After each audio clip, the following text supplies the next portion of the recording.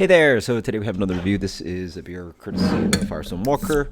I've obviously reviewed this already, but they sent me a whole 6-pack, so why not review it? Especially with a nice, easy sessionable beer like this, 5%. I think it's nice to revisit. Well, I think it's important, any good beer to revisit, right? And recollect your thoughts on it, palates change, days and nights change, blah, blah. So beer comes in a really nice kind of deep gold color, light amber, actually. Nice clarity on that. This is their kind of like British ale, bitter-inspired ale, right? On the nose. Yeah, just like sort of what I smelled the other night.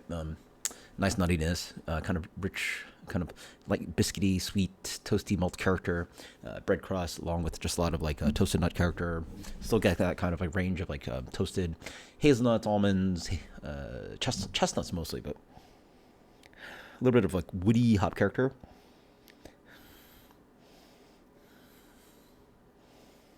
Yeah, malt, a little bit of hop, a little bit toasty, biscuity. Smells awesome. Cheers. So, nice and tame, rounded beer.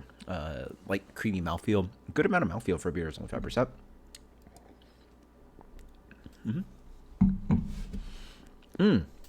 I noticed that on the last review. There's a nice kind of like orangey, citrusy moment in this beer.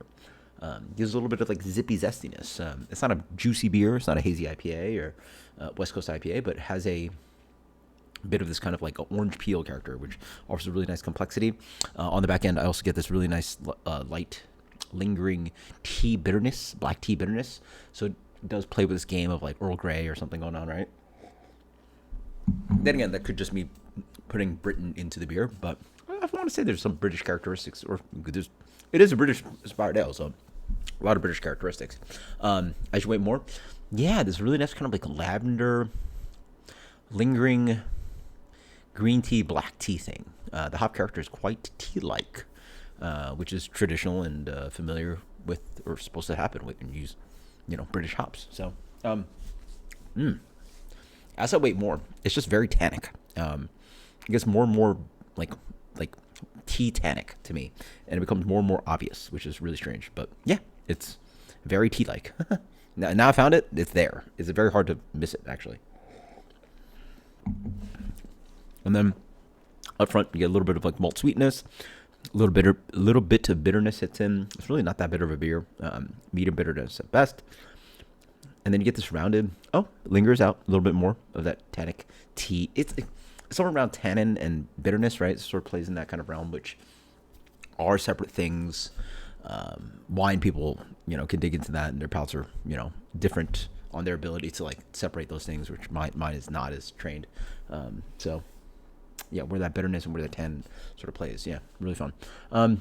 Again, a nutty, toasty, lightly biscuity kind of malt sweetness there. Really light beer, only 5%, but like shows a lot for 5%. Like I would have guessed this beer was like 5.5 or something maybe. So like not that much bigger, but yeah, quite nice. It's a really nice crushable kind of beer. Honestly, I might think about trying to pair this guy for you guys. This is like a nice pairing beer, I feel. A nice kind of just like nothing too showy, not too many bells and whistles, but really nice kind of crushable, drinkable, but with a good amount of complexity, British ale, and that's just great for food. So I'll think about it. Until next time, guys. Cheers later.